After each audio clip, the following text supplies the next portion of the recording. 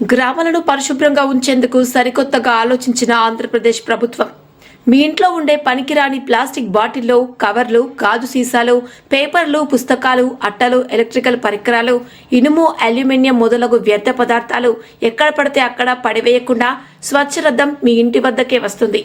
వాటిని ఆ స్వచ్ఛరథం బండి వద్దకు తీసుకురండి. వాటిని తూకం వేసి వాటికి సరిపడా 20 రకాలుగా నిత్యావసర సరుకులు ఇస్తాము అని ఏపీ ప్రభుత్వం తెలియజేసింది. ఈ విధంగా చేయడం వల్ల వ్యర్థాలు ఎక్కడ పడితే అక్కడ వేయకపోవడంతో గ్రామాలు పరిశుభ్రంగా ఉంటాయని, వ్యాధులు ప్రబలవని ప్రజలు ఏపీ ప్రభుత్వం తీసుకున్న ఈ నిర్ణయాన్ని ఆహ్వానిస్తూ ప్రభుత్వానికి అభినందనలు తెలియజేశారు. అన్ని తీసుకొని చేస్తున్నావా? ప్లాస్టిక్ అండ్ ఐరన్ పాకెట్లు, పుస్తకాలు కలెక్ట్ చేసుకుని వాళ్ళు వీధుల్లో పాడేయకుండా మన వస్తువులు మేము తీసుకుని వాళ్ళకి సరిపడా ధర ఎంత వస్తుందో తూకం వేసి మనం వాళ్ళకి సరితగా సామాను ప్లస్ మనం వాళ్ళు ఇచ్చిన ఐటమ్ ధరలు. ఏంటమ్మా మీరు ఇది తీసుకొచ్చారా? ఏమేమి తీసుకొచ్చావా నువ్వు? ఇవన్నీ ఇక్కడ ఇచ్చేస్తావు. ఇప్పుడు ఏంటమ్మా దీనివల్ల లాభమా మీకు? మీ ఇంట్లో ఉండే చెత్త అంతా వెళ్ళిపోతుంది. మీకు ఏదైనా కావాలంటే కొనుక్కోవచ్చు.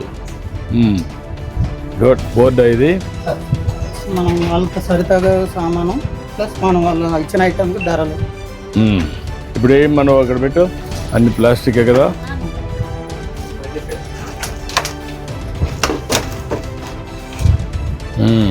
ఎంత వచ్చింది? 2 కేజీల 88 గ్రాములు. 2 కేజీల 88 గ్రాములు. ఎంత వస్తుంది డబ్బులు? 55 రూపాయలు వస్తుంది. నువ్వేం తీసుకుంటున్నావు అమ్మా? ఓకే. 2 సంతూర్ సబ్స్,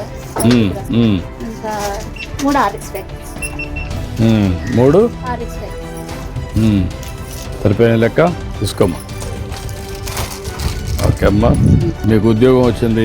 ఆ ఇంట్లో ఉండే చెత్త అంతా బయట పోయింది. మళ్ళీ ఇంట్లో క్లీన్ గా ఉంటుంది. వీధులు స్వచ్ఛంగా ఉంటాయి సార్. వీధులు స్వచ్ఛంగా ఉంటాయి. రెండోది ఆవిడ కూడా కొద్ది బెనిఫిట్ వచ్చింది, ఒక బాధ్యత. గుడ్, మంచిదమ్మా.